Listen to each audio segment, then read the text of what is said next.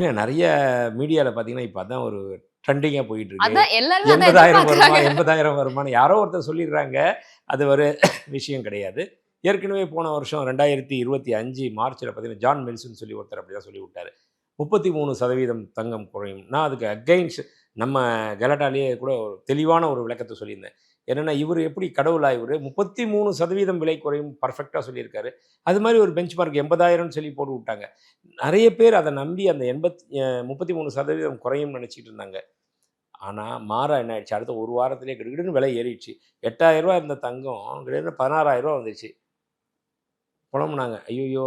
யாரோ பேச்ச கேட்டு நாம இப்படி பண்ட்டோம். அது மாரி 80,000 வருமா? அப்படின்றது காத்திருக்க தேவையில்ல. கண்டிப்பா அந்த அளவுக்கு வராது. மிகப்பெரிய மாற்றங்கள் ஏதாவது நடந்தால் மட்டும் தான், அதிசயங்கள் நடந்தால் மட்டும் தான் அந்த மாரி வரும். இல்லன்னா கண்டிப்பா அந்த அளவுக்கு குறையாது. விலை ஏறுவதற்கு உண்டான வாய்ப்புகள் தான் அதிகமா இருக்கு. அதனால மக்கள் தங்ககிட்ட இருக்க பணத்த தாராளமா தங்கத்தில முடிஞ்ச அளவுக்கு தங்கமோ, வெள்ளியோ 50, 50யா பகிர்ந்து கூட இன்வெஸ்ட் பண்ணுங்க. நல்லது.